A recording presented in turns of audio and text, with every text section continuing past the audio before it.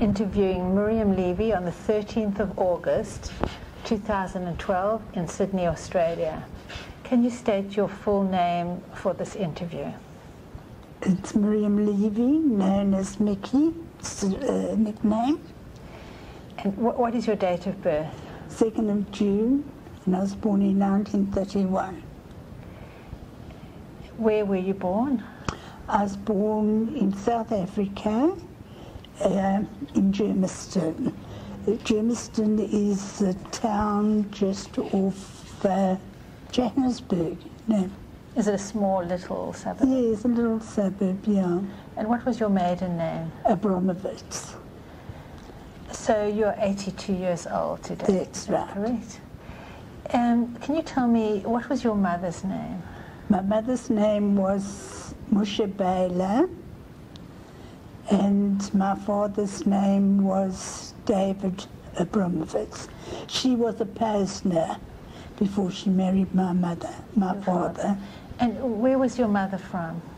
She was also from Russia. Where they met, or what part, I don't know. Never had a chance to discuss anything, you know. I was 2.5 years when my mother passed away, and I was 13 when my father died. Did your... At least 16 when my father died. Mm-hmm. Did your father ever tell you anything about your mother? No, never had a chance to talk about it. Do you know what your mother passed away from when you were 2 years old? It was actually a mystery. A lot of people said that she died in childbirth, and a lot of people, from what I heard, said that she died from sickness or... Septicemia. Huh? Can I poke my nose in? Yes, yes, yeah. I heard from Mickey's aunts, I can't recall who, it was Auntie Leah, Auntie Ray, that... Sorry, we just need to stop for a second. Okay. They tried to abort her. She was pregnant, and they tried an abortion, and it was a homemade job, and that she just... I never heard that. Well, I'm just telling you what I heard. Yeah. All right. Okay. Septicemia, and she passed away. I don't know. Did you have any other siblings? A brother, an older brother, 6 years older than me, and what is his name? his name was Eddie. Eddie. E-double-D-I-Y. And is he still alive? No, When did he pass away? Eddie passed away, what, about 3 years ago? 4 years ago? Oh, yeah, about 3-4 years ago. Mm-hmm. So you were 2 years old when your mother passed away. I was 2.5 years, excuse me, 2.5 when my mother passed away, and my younger brother, who's just above me, Reuben. So did you have two brothers? Two brothers, yes. Yeah. And myself, we were put in the Jewish orphanage. My eldest brother remained with my father, and my younger brother and I went to the Jewish orphanage. Arcadia. Yeah, Arcadia. And do you know why your father put you and your brother in the orphanage? well, he was at work. There was nobody to look after us. And I should imagine that was the reason we were put into the orphanage. And what is your earliest memory of the orphanage? Because you were 2, you were very, very young. I was very young, I don't remember very much. I just remember my father meeting this woman, I'll call her this woman, and she had a son who was at the orphanage as well, by the name of Harry. Do you want to name this woman or not? No. Okay, that's fine. And anyway, she had a son there, and I suppose my late dad thought as a companion they'll get together, and he married her, And then we were taken out of the orphanage. How long did you actually spend in the orphanage? Just trying to think, I don't really remember. Just more or less, to about what age? I must have been about 5. Yeah, about 5. It was just before I went to school, started school. So, so you were very young. Do you remember living at the orphanage or not? Very vaguely, but not much at all. Nothing that I could really recall, recall. Yeah. Just remember my father coming to visit. I don't even remember my older brother coming with my dad when he used to come and see my brother and myself at the orphanage. And I've got very little memory of what goes there. I've blocked a lot of it out. Yes. Anyway, he married this woman, and then we went to live in Troyville. And she wasn't a very nice woman. Did she not treat you well? Oh, terribly. And my younger brother as well. She loved my older brother. And my father I hardly saw. He was a butcher, and he worked in the abattoirs. That's a very, like a wholesale butcher. Yes. And he used to leave to go to work at about 4, 5 o'clock in the morning, and he used to come home at about 6 o'clock at night. So I never saw him at all during the day, or even at night I never saw him. Anyway, as I said, we lived in Troyville at the time. What kind of suburb was Troyville? Troyville... Socioeconomically? Was it a poorer suburb? Well, those days it was... Yeah, middle class. Was middle class suburb, yeah. Yeah. It was just off the Kensington area. Do you know Joburg at all? And then after that, we moved to Dormfontein. So, but before, where did you actually start school? I started school in Dormfontein. I went to Dormfontein school, and I was there up till the age of 8. And then I went to Boxburg Convent. So what was, you don't have to talk about this if you don't want to, but what was life like at home when you were a little girl? Well, I got a lot of the blame for everything from what my stepbrother used to do. The blame was always put on to me, and my brother above me, Ruby, he couldn't stand her. He actually ran away from home, and she loved my older brother, but he joined the army when the war broke out in 1939. Eddie joined the army. He was only, how old was he? 39. He was about 16, 17. Yes. And he was right throughout the war years in the army. He was a prisoner of war, was captured in Italy, and then he was in Germany. So, but we used to correspond. Yes, but we can speak about Eddie's war years a little bit later. Did you not receive any love from this person? Oh, no, none at all. None at all. And why I went to the convent was because of neighbours.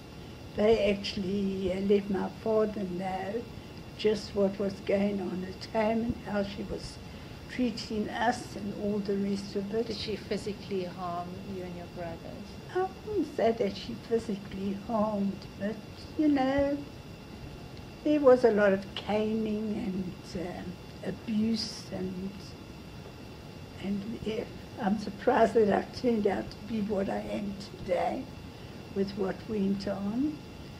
Do you think your father was unaware of what you Oh, was doing? definitely, he was definitely, as I said, you know, like on a Monday, I had to sort of like sneak out of my room on a Sunday to ask my dad to leave money for, at school we used to collect, what's it, you know, like you had a savings account. Yes, yes. Yeah, so I think it was a half a crown or whatever it is, or shilling. And I used to ask my dad, please, you know, leave money, because everybody brings money and I never take money. And she used to take the money and give it to her son to put into his savings account. So did your father have children with this lady? No, never had any children. It was her son. Yeah, and she idolized my father. I mean, my father couldn't know. He never knew what was going on because we never saw him. You know, we never sat down at a table and had a meal. I think the only time we ate together was when it came to a yontif or something. Then we kept a very strict kosher home.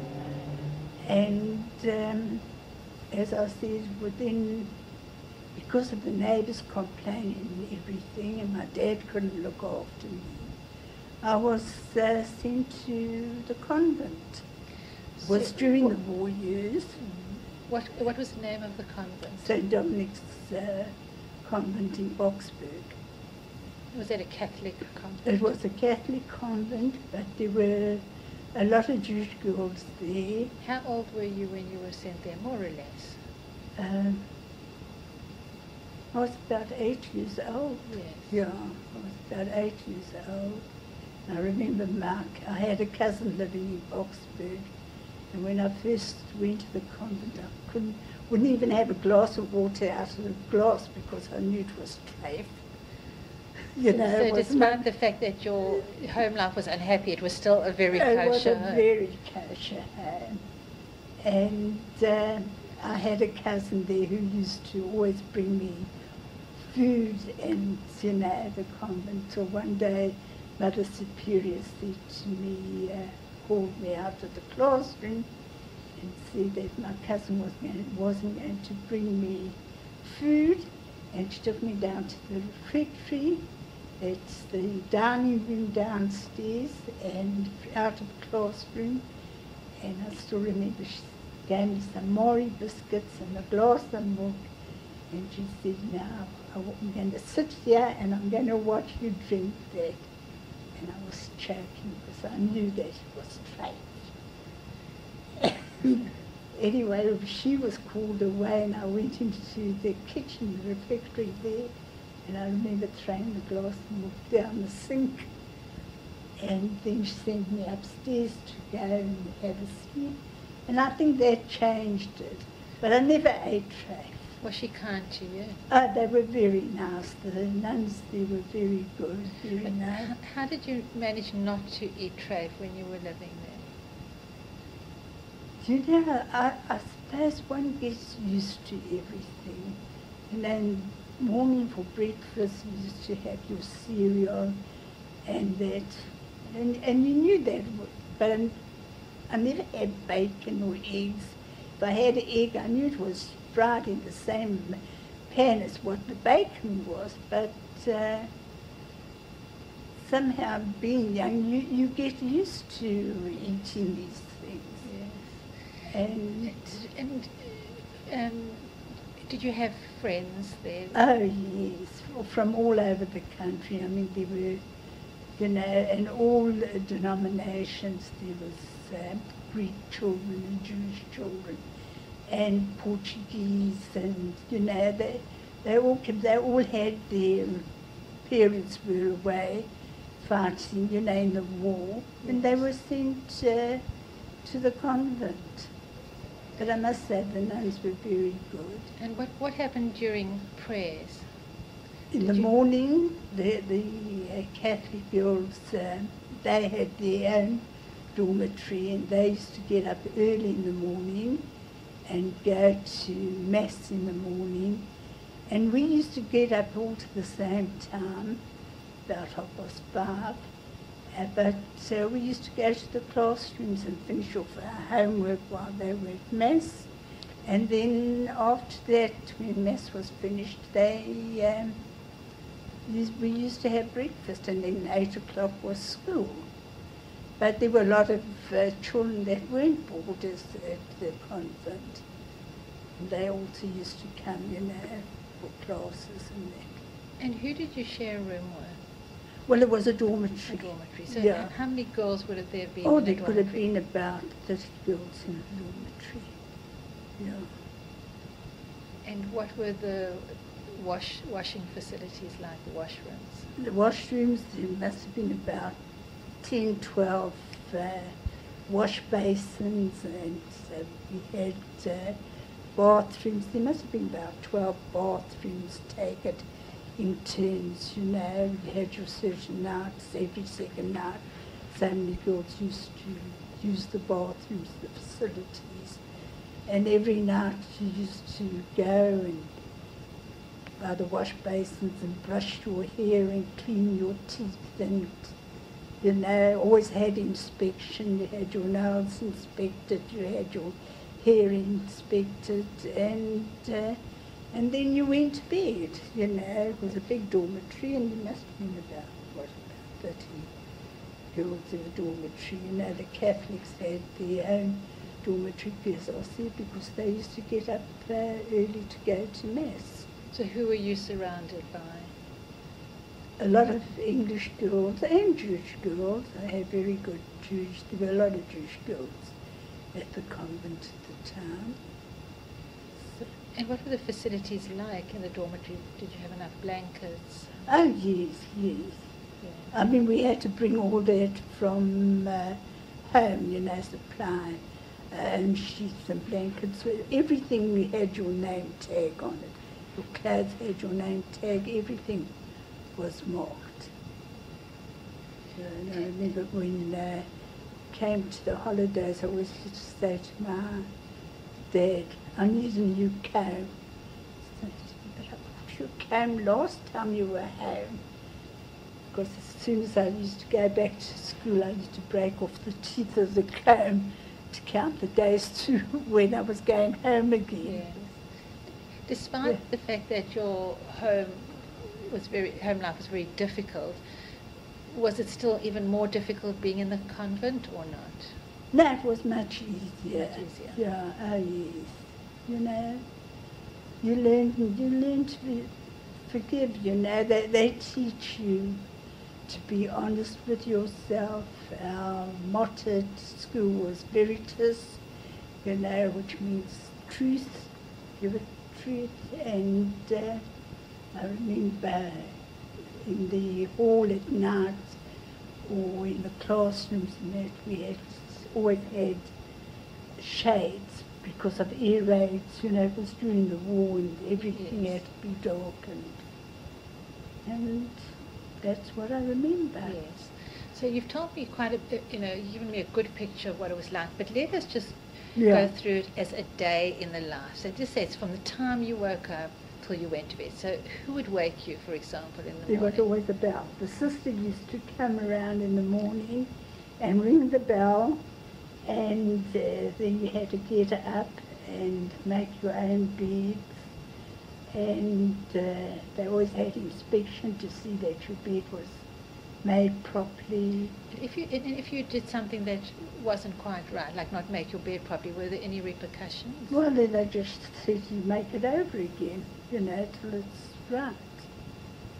Everything we had to just be right somehow. So you made your bed, and then?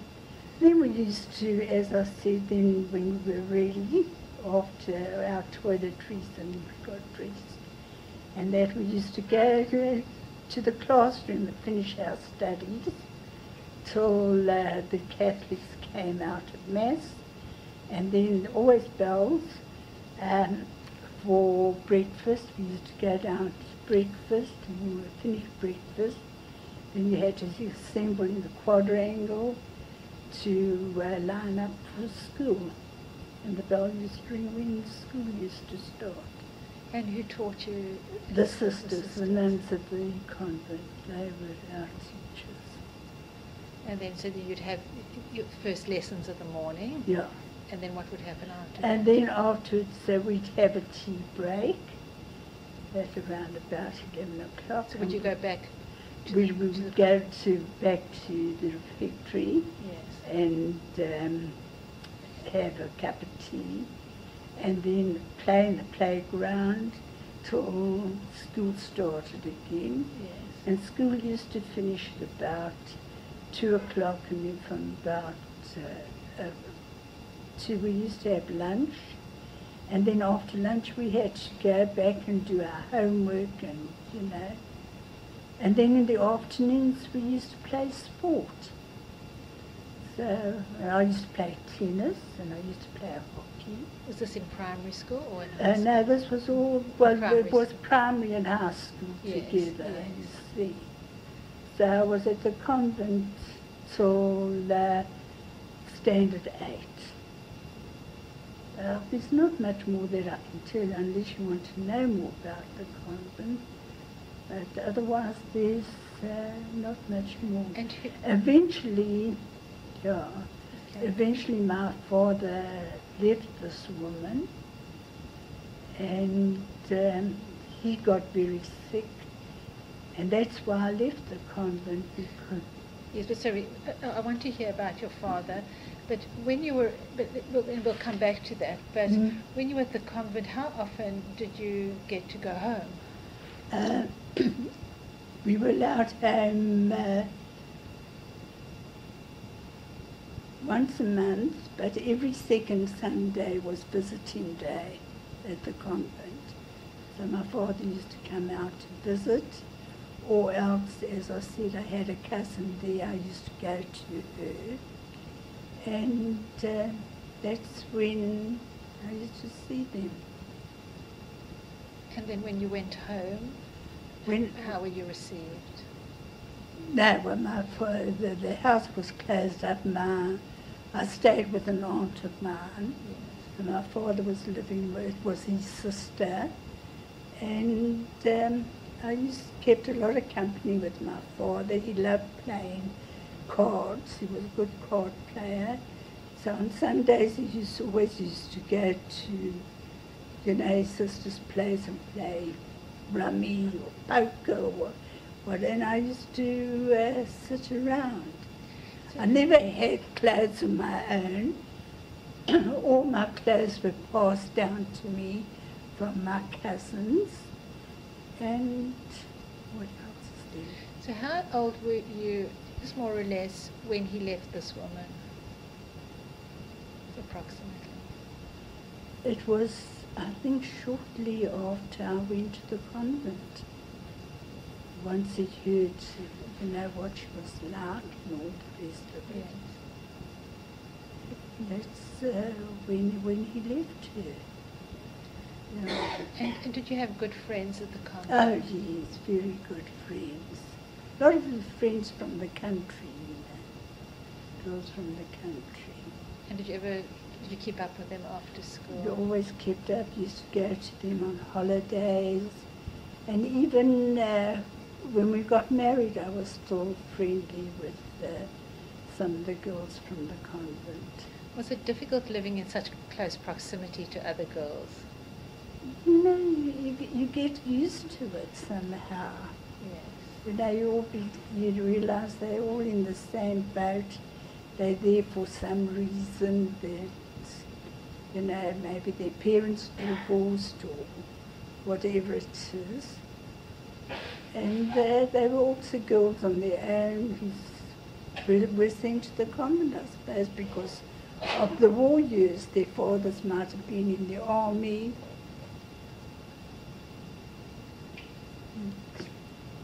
Not much more to tell there. Yes. And so then you're just going back to your father. You say your father got ill. Yes, he died of pneumonia. And you were, what, around 16? Yeah, yeah. And was that really very difficult for you? Well, that's why I left the convent, because I was still at the convent when he had passed away, and my cousin came to tell me, and then of course, you know, there was nobody there to pay for my education at the convent anymore. So I left there, it was in Standard 8, so today was 80, and then I went to commercial college. And I was staying at the Jewish Girls Hostel. That was affiliated with the Jewish orphanage. Yeah. And I went to commercial college. What was commercial college? It was, well, commercial college was where I learned to do shorthand and typing and, you know, something that I would have for the future, you know, something to fall back on. What else? Yes, and when you were staying at this college, Yeah, I only stayed at the hostel. yes. Yeah. What can you describe the hostel for me? I mean, was it again dormitories, for example? Or did you No. There were, I think, two girls sharing. Yeah, there were two girls sharing a bedroom. It was.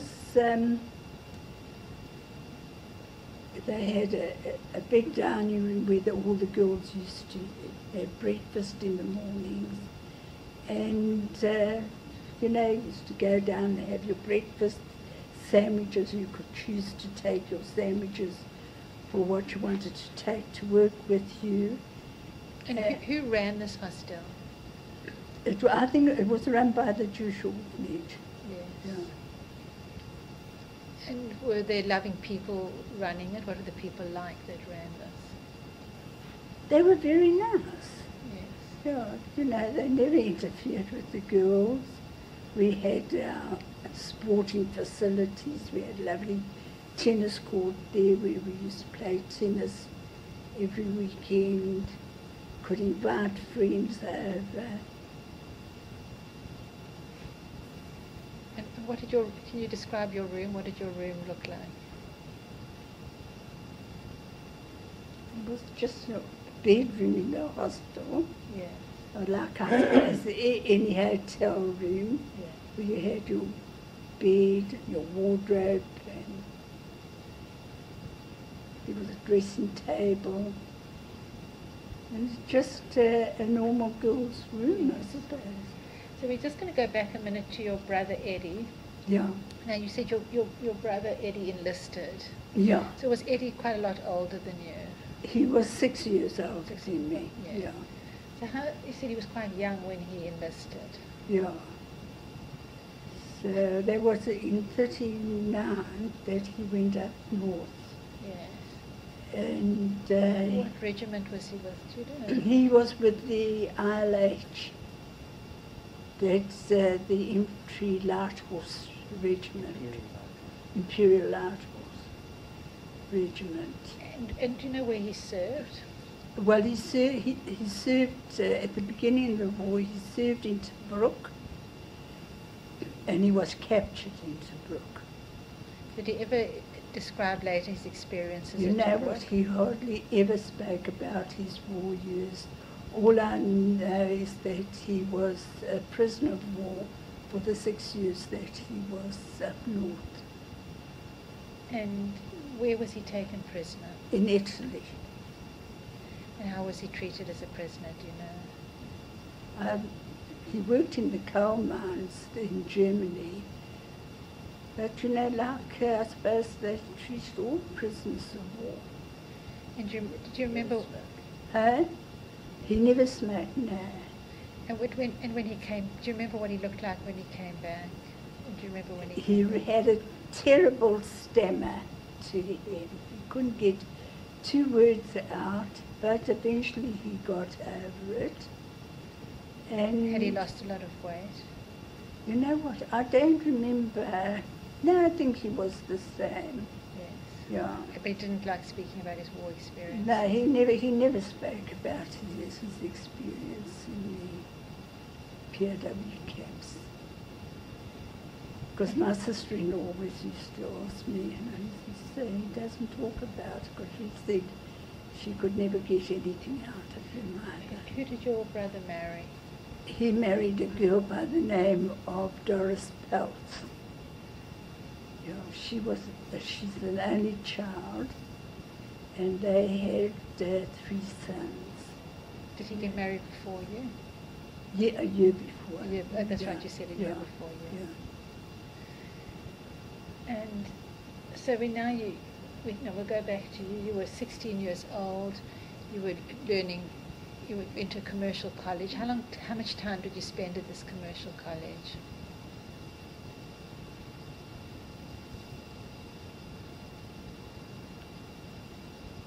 I think I was there for about 2 years. 2 years.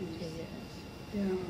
And during this time, when you were 16, you met Mickey Levy. I met Mickey on the blind date. So Mickey has told us his side of this blind date. Can you tell us about your first date? Well, I remember Phyllis phoning me. I was going to go, it was a long weekend, and I had made arrangements to go and spend the weekend with my aunt who lived in Boxburg at the time.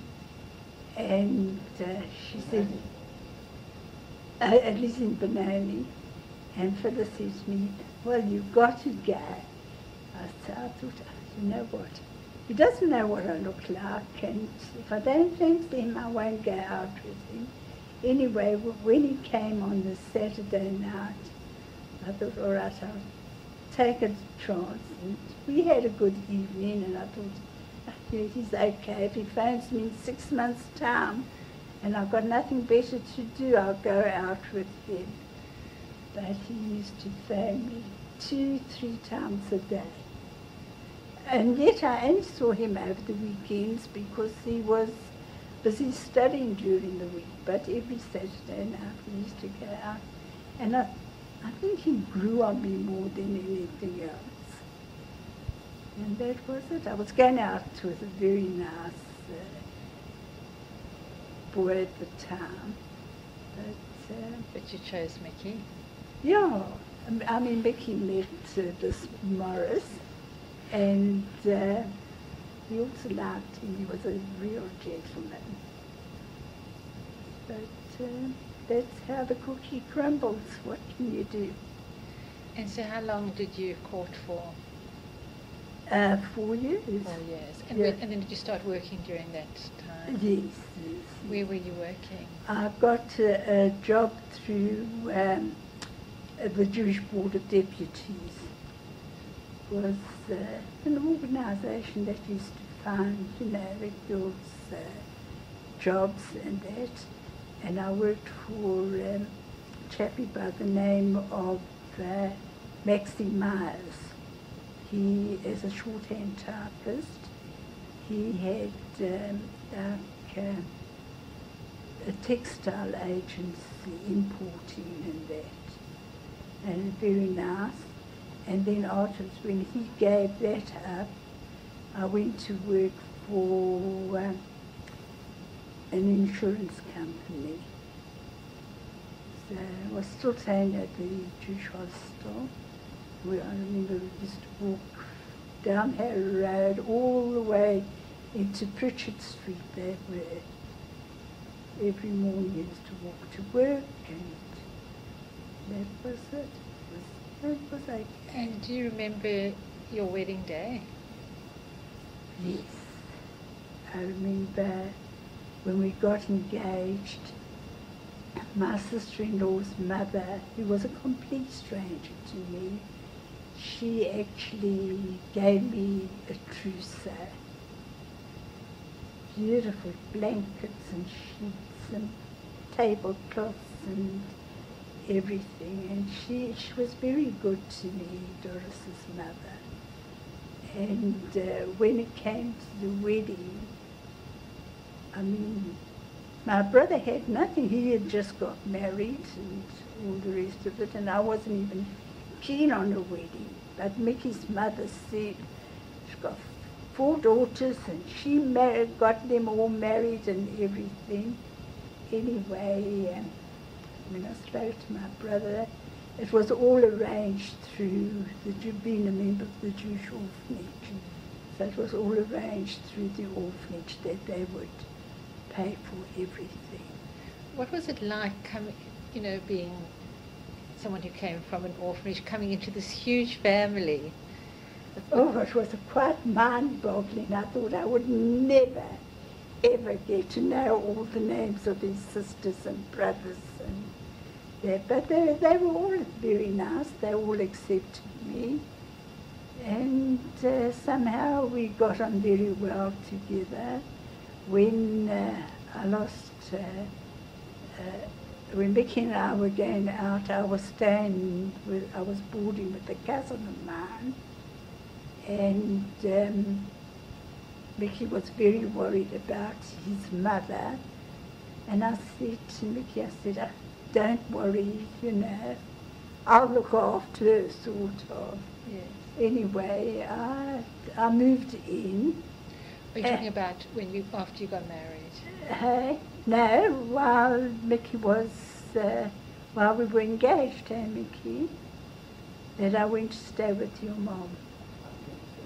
Yeah, you were down in Durban at the time. Yeah. So I said to Flora, my cousin, I said, I think I'm going to see if Mickey's mother feels a bit lonely. I think I'll go and keep her company. And that's when I went to stay with her. And did you form a relationship with her? Yeah, she was a very nice person, very friendly. His whole family was very friendly, very warm. And, they sort of became our family. I mean, I remember they looked after his mother to the day, up to the time that she passed away. They never let her, Mickey used to go, because she was staying with Mickey's sister at the time, so to give his sister a chance to get her out after we were married, he used to go and spend some nights to sit with his mother. Every Sunday, the family all got together. We used to have tea, taking turns, and it was more family than friends that we had, because the family were always together. Sundays was family day somehow. All the nieces and nephews used to get together. There must have been, about 20, 30 of us. We used to make a tea party on a Sunday. So we've gone a little bit ahead about the family, and so can we just go back just for 1 minute to your wedding day? Can you describe, well, first of all, where did you get your dress from? It was actually my sister-in-law's wedding dress, which we had altered, and I borrowed her dress. And the veil, a cousin of mine, who was the milliner, she made my veil, and it was a very big hall. What was the date of the wedding? On the 4th of March, 1952. And Ginsberg did the catering. Yeah, and all the family were there, the nieces and the nephews, and I remember they all wanted to be my little flower girls because they were all babies. And they begged to be my flower. I said to them, you can all be my flower girls. So did you have a big bridal party? No, you know what, they were just there, all thinking. They all thought they were. They were my little flower girls. Yes. And no, it was a great affair. We got married on Tuesday afternoon because we couldn't afford anything more, to invite everybody. We thought by getting married on a Tuesday, most people work and they won't be able to come to the wedding. But I think nobody missed the wedding. Everybody that could possibly be there was there. And then where did you go? Did you go on honeymoon? We went down to Durban on honeymoon. Did Mickey have a car? Or did he borrow one? No, he didn't have a car. we flew down to Durban.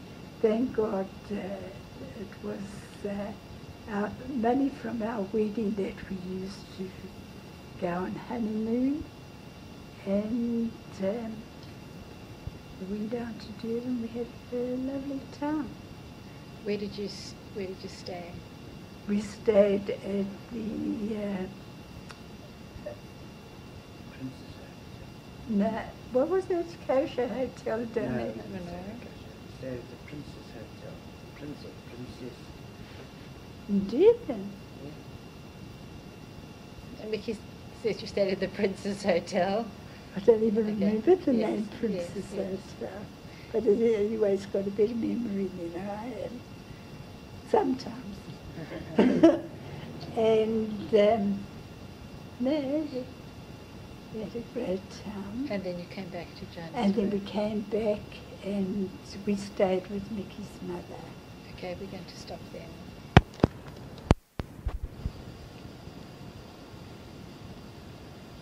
You wanted to say something about the nuns? No, you know, the nuns taught you to accept life as it is. And, you know, just be good unto yourself, that's all. And to do unto others as you'd have them do unto you. That's what we learned. Mickey just wants to add a postscript to her life in the convent. Yeah, That's oh, right. yeah. Yeah. I remember once I went to Mass in the morning. I think all the girls went to Mass because one of the nuns had passed away. And they came around with this essence that they sprinkle. Incense. Incense that they sprinkle. And I flowed clean out. I had to be taken out of the chapel.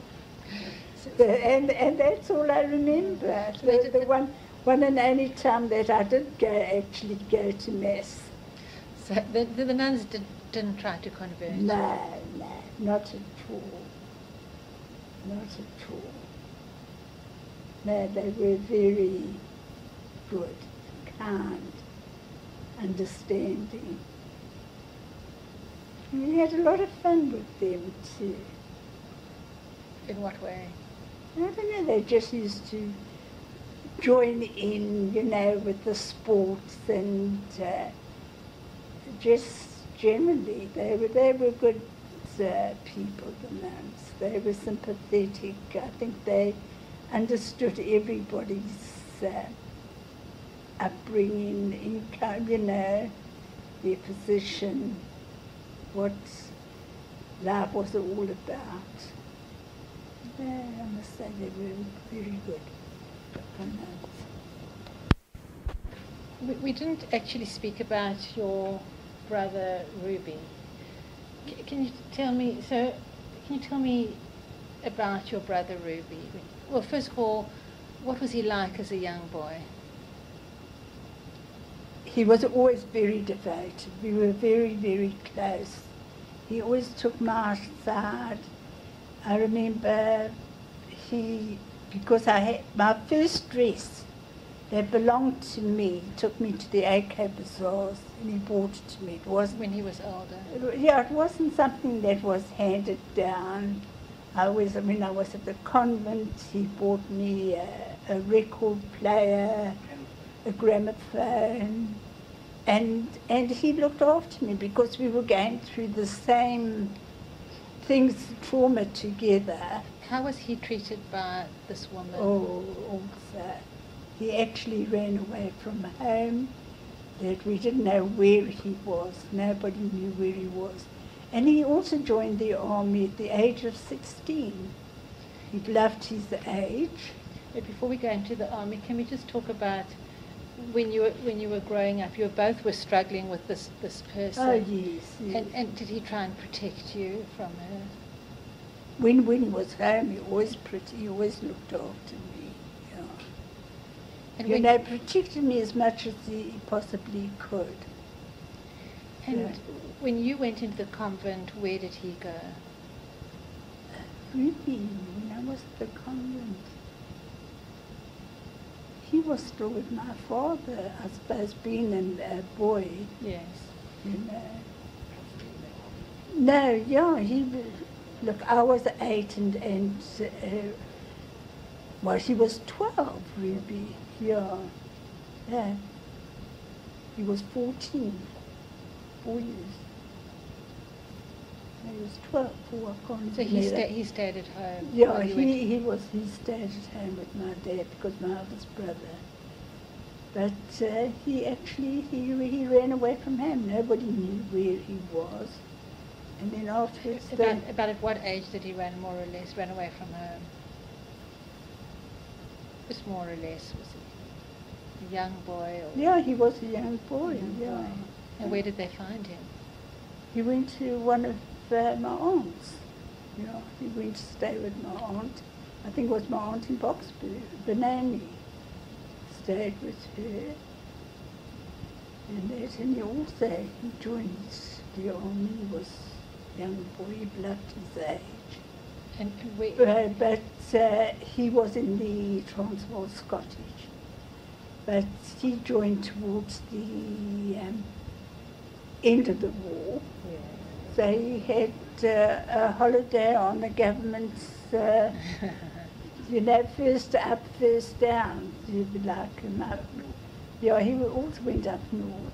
And But was he involved in active combat? no. It was just towards the end of the war then when he... So when I wasn't recording, you described your husband Mickey in a beautiful way, and I just wanted to finish the recording with that description. So can you tell me what you said when we weren't recording?